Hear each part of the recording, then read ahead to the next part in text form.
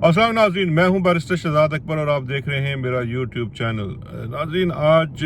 तीन बड़ी अहम बातें हैं पाकिस्तान में जो डेवलपमेंट हैं। जुम्मे का रोज़ है और आखिरी रोज़ भी था जो आरूस से मुतल्लिका, जहां पे उन्होंने जो स्क्रूटनी करनी है इंतखाबात के पेपर से, उससे मुतल्लिका एक अहम बात से बात शुरू करते हैं। और उसके बाद आज इस्लामाबाद हाई कोर्ट से जस्टिस बाबर सत्तार का भी एक अहम फैसला आया है। और जो पीडीएम की इत्तेहादी जमातें हैं उन्हें भी बल्ला का निशान जो है मिलने पर बहुत ज़्यादा एतराज़ है, उसके ऊपर कुछ बात करेंगे। सबसे पहले बात शुरू करते हैं जो इस वक्त एक गेम प्लान तैयार हुआ है कंपनी बहादुर की जानिब से। और वो गेम प्लान है कि किस तरह से कुछ सिलेक्टेड टारगेटेड लोगों को जो पाकिस्तान तहरीक इंसाफ से मुंसलिक हैं और पाकिस्तान तहरीक इंसाफ के टिकट के ऊपर इलेक्शन लड़ना चाहते हैं, उनके कागजात नामजदगी रिजेक्ट किए जाएं ताकि उनको इंतखाबात के मैदान से बाहर रखा जाए। उसके लिए जो इतलात हैं वो ये हैं कि जो स्ट्रेटजी बनाई गई है कि वो मुख्तलिफ बहानों की सूरत में जो आरोज़ हैं वो इन पर्सन इन लोगों को तलब करेंगे और वो कर भी रहे हैं। जहाँ पे कोई ना कोई वजह बना ली जाएगी जी कि दस्तखत नहीं मिलते या कोई और मसला है, या बहुत सारी जगहों पे खुद कुछ बेवकूफ़ियाँ की गई हैं पाकिस्तान तहरीक इंसाफ के कागजात जमा कराने में, जहाँ पे जो प्रपोजल सेकेंडर्स जिस तरह इमरान खान साहब के जो लाहौर के एक हलके से कागजात के अंदर एक इतना बड़ा ब्लंडर किया गया है कि एक बेसिक चीज़ है कानून की कि आपको पता होना चाहिए था कि प्रपोजल और सेकेंडर जो हैं वो उनका नाम उस हलके की वोटर लिस्ट में होना चाहिए। तो ये एक इस तरह के भी इश्यूज खड़े किए जाएंगे। और उसके साथ साथ जो उनको इन पर्सन बुलाने की कोशिश की जाएगी और इन पर्सन आने की सूरत में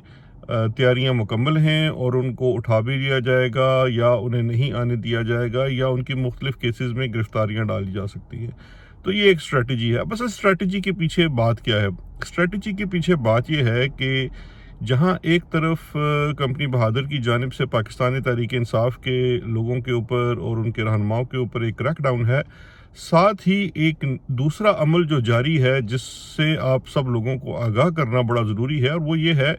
कि इस वक्त पाकिस्तान तहरीक इंसाफ की लीडरशिप या सफ़ों में सिर्फ उन लोगों को इजाज़त दी जा रही है जिनको समझा जाता है कि वो समहाउ शायद कंपनी के मुखालिफ नहीं हैं या वो लोग हैं जो एक्सेप्टेड हैं निज़ाम को और सिस्टम को। इस सिलसिले में कुछ हालिया ही मैं आपको इतला देता हूँ, हालिया दिनों में कुछ लोगों को बुलाकर स्पेशली केपी में मीटिंग्स भी की गई हैं। मेरे पास कुछ डिटेल्स हैं कि किन किन लोगों को बुलाया गया, मैं नाम नहीं लेता और क्या मीटिंग्स हुई हैं, लेकिन उन्हें एक जो डायरेक्शंस दी गई हैं कि वो एक डायरेक्शंस ये हैं कि पार्टी के अंदर कुछ लोगों को और पार्टी का बात करने वाले, जिस तरह से कुछ लोग जो हैं वो इंडिपेंडेंटली बात करते हैं, उसमें मैं कुछ नाम ले देता हूँ कि जी कहा जाए कि इनका पाकिस्तान तहरीक इंसाफ से कोई ताल्लुक़ नहीं है। और उसमें जिस तरह से अब कुछ लोगों का ताल्लुक़ है भी नहीं। कुछ मिसाल के तौर पर अगर मोहित पीरज़ादा हैं या वजाहत हैं, वो अपना वीलॉग कर रहे हैं तो वो तो एक इंडिपेंडेंट अपनी राय दे रहे हैं, उनका किसी पार्टी के साथ कोई इल्हाक तो नहीं है, ना ही कोई किसी पार्टी सियासी पॉलिटी से कोई ताल्लुक़ है, लेकिन फिर भी उन्हें जो है एक कहा जा रहा है कि उनसे एक दूरी इख्तियार की जाए और ये वाज़े तौर पर कहा जाए पाकिस्तान तहरीक इंसाफ की जानिब से कि इन लोगों के ख़यालात से हमारा कोई ताल्लुक़ नहीं है। इसके साथ साथ जो पार्टी के कुछ लोग जो इस वक्त मुल्क से बाहर बैठे हुए हैं, जिसमें मुझे भी कहा जा रहा है, शहबाज गिल के बारे में भी कहा जा रहा है कि इनसे भी दूरी करें। फिर आदिल राजा के ऊपर तो बड़ी एक स्ट्रेट लाइन है कि जी उससे भी दूर रहें। और ये बाकायदा तौर पे कहा जाए कि जी इनका पाकिस्तान तहरीक इंसाफ के नज़रिए, बयानिए या पार्टी से कोई ताल्लुक़ नहीं है। और इस तरह की बातें की जा रही हैं। मैं इसके ऊपर बस सिर्फ यही अर्ज़ करना चाहूँगा कि हर कोई अपने ख्याल और अपनी राय के लिए आज़ाद है, वो जो भी चाहे राय रख सकता है। ये याद रखिएगा कि पाकिस्तान तहरीक इंसाफ जो है वो सिर्फ़ और सिर्फ इमरान खान है। इमरान खान के अलावा पाकिस्तान तहरीक इंसाफ कुछ भी नहीं है। और अगर एक पार्टी जिसका सरबराह जो उसका ब्रांड है वो अगर नहीं होगा तो पाकिस्तान तहरीक इंसाफ मैं नहीं समझता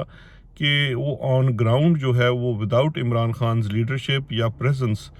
कुछ ज़्यादा कर पाएगी। तो लिहाजा ये जो एक सोच है शायद कंपनी बहादुर के अंदर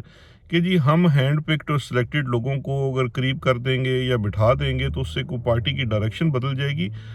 पार्टी की डायरेक्शन याद रखिएगा हमेशा से वही रहेगी जो इमरान खान की डायरेक्शन है, तो उसके अलावा तो कुछ होगा नहीं। बाकी ये बहस अबस है कि किस से आप अपना ताल्लुक़ ज़ाहिर करें ना करें। मैं अपनी ज़ात की हद तक कह देता हूँ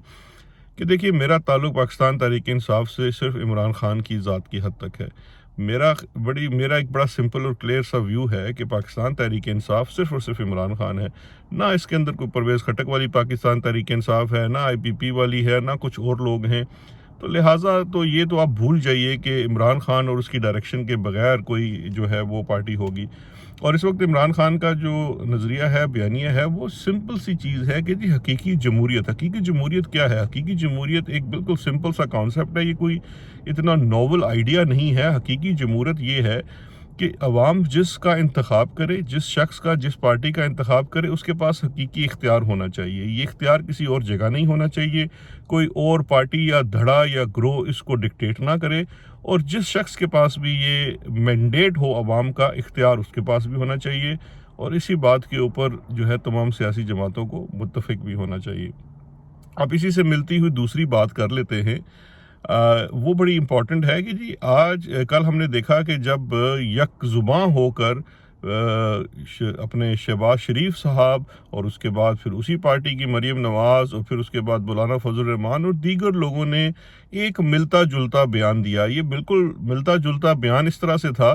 कि जैसे वो सहाफ़ी जो है ना, कुछ सहाफ़ी एक साथ एक ही स्क्रिप्ट की ट्वीट करते हैं तो आपको पता लग जाता है कि इनको डायरेक्शन कहाँ से आई है। इसी तरह से कल इन 3-4 लोगों ने एक मिलता जुलता बयान दिया और अपने बहुत ज़्यादा खदशात का इजहार किया और पेशावर हाई कोर्ट के फैसले जिसमें बल्ले का निशान बहाल किया गया है, वो ये इसको जी एक किस्म का हमला करार दे दिया जमहूरियत के ऊपर और इलेक्शन कमीशन की इंडिपेंडेंस के ऊपर। तो बड़ी एक अफसोसनाक सूरत हाल थी। मेरा ये मानना है और कुछ इसमें इतलात भी हैं कि सियासी जमातें जो हैं या जो सियासी लीडर हैं वो कभी इस चीज़ का प्रचार नहीं करते कि उनके मद्दे मुकाबिल को मैदान से हटा दिया जाए। इंतखाब एक वो जगह है जहाँ पे सियासी जो लीडर्स हैं, सियासी नज़रियात हैं, सियासी जमातें हैं, उनका प्लेइंग ग्राउंड है। वो अपने प्लेइंग ग्राउंड में से कभी भी उसके लिए एक स्पोर्ट्समैन स्पिरिट चाहिए, एक पॉलिटिशियन का स्पिरिट चाहिए। वो चाहेंगे कि वो अपने मद्दे मुकाबिल को इस मैदान में, इंतखाब के मैदान में हरा कर इक़्तिदार के ऊपर बैठें। वो असल में सियासतदान होते हैं। अब मसला ये है कि जिन लोगों से बयान दिलवाए जा रहे हैं इस तरह के, वो लोग असल में चोर दरवाजे से इक़्तिदार के अंदर आना चाहते हैं। और दूसरा ये है कि ये बयान भी उनको पता है कि इस तरह का बयान देना सियासी तौर पर चाहेंगे तो बेशक ये सियासतदान या लीडर के इनके मुखालफीन जो हैं वो ख़त्म हो जाएं, लेकिन वो कभी भी ये बयान जो है वो पब्लिकली नहीं देंगे, because this is a statement which is politically incorrect. क्योंकि इस बयान देने से और इस तरह की बात करने से आपका सियासी बयानिया कमज़ोर होता है। इसलिए कमज़ोर होता है कि आप डरे हुए, डरपोक नज़र आते हैं और अवाम भी ये समझती है कि आप अपने मुखालिफ से डर कर घबरा गए हैं और अब ये चाहते हैं कि टेक्निकल तरीके से उसको नॉकआउट किया जाए। तो इसलिए सियासतदान अगर चाहे भी तो ये बयान नहीं देता, लेकिन अगर सियासतदान ये बयान दे दे तो इसका मतलब है कि वो सियासतदान किसी और के इशारे पर नाच रहा है और ये बयान उनको एक स्क्रिप्ट के तौर पर दिया गया है कि आपने ये बयान लॉन्च करना है, तो लिहाजा उन्होंने ये बयान लॉन्च कर दिया। अब इस बयान की क्या वक़्त है वो तो आप खुद ही सब जानते हैं। साथ साथ इलेक्शन कमीशन की जानिब से भी एक इम्प्रेशन क्रिएट करने की कोशिश की जा रही है कि उनके काम के अंदर जो है बहुत ज़्यादा मदाखलत हो रही है अदालतों की जानिब से, और जिसकी वजह से इंतखाब का जो इनेकाद है वो कुछ मुश्किल होगा। ये भी एक किस्म की माहौल साजी ही मैं समझता हूँ। लेकिन जो ताज़ा तरीन इतलाहात हैं कि बहुत ज़्यादा प्रेशर है, आलमी प्रेशर है, इंटरनेशनल प्रेशर है, और आर्मी के जो चीफ़ हैं उनका हालिया दौरा अमेरिका जो है उसके कुछ असरात हमें नज़र आना शुरू हुए हैं, जिसमें से एक असर जो है हमें वो खतीजा शाह की रिहाई में भी नज़र आ रहा है और चीज़ें थोड़ी सी जो हैं वो कुछ सेंसिबल तरफ जाती नज़र आ रही हैं। लगता ये है कि जितना गंद यहाँ फैलाया गया है और उस गंद की आवाज़ और उन लोगों को मुबारकबाद जिन्होंने आलमी सतह तक पहुँचाई, उसकी वजह से थोड़ा सा वहाँ से प्रेशर बिल्ट हुआ है और जिस वजह से चीज़ों को थोड़ा सा सही करने की بات ہو رہی ہے اس وقت، جو ایک وہ جو ہائی ہینڈڈنیس ہے اسلام آباد کے اندر کچھ لوگوں کے اندر جو آن گراؤنڈ کام کر رہے ہیں کمپنی بہادر کی جانب سے، ان کے ٹیکٹکس کے اوپر نظر ثانی ہو رہی ہے، اور اسی لیے جو انتخابات ہیں اس کے اندر بھی نظر یہ آ رہا ہے کہ بہت زیادہ پریشر ہے، اس کی وجہ سے انتخابات تو کروانے پڑیں گے، اور اس وقت ہر ادارہ جو ہے وہ بلیم شفٹنگ کر رہا ہے، کیونکہ انتخاب کا وہ جو ماحول ہے، جو اپنے ایڈیشنل نوٹ میں عطر من اللہ صاحب نے لکھا تھا واضح طور پر سپریم کورٹ کے سائفر کے بیل فیصلے میں، کہ ایک جینون انتخاب کیا ہوگا اور ایک شیم انتخاب کیا ہوگا۔ جینون انتخاب وہ ہوگا جس میں عمران خان آزاد ہوگا اور شاہ محمود آزاد ہوگا، وہ الیکشن لڑ سکیں گے، اور ایک شیم الیکشن وہ ہوگا جہاں پہ یہ دونوں نہ ہی فزیکلی باہر ہوں گے اور نہ ہی انتخاب کے میدان میں ہوں گے۔ تو لہٰذا آپ دیکھتے ہیں کہ کمپنی بہادر جو ہے وہ اس کو ہضم کر پاتی ہے یا نہیں، کیونکہ ایک چیز ذہن میں رکھیے گا، میں بارہا اس بات کا ذکر کر چکا ہوں کہ ایک ڈفرنس ہے دونوں کے مابین، کمپنی کے اور جو فوج کی ایک بڑی سوچ ہے، جو اس کا ایک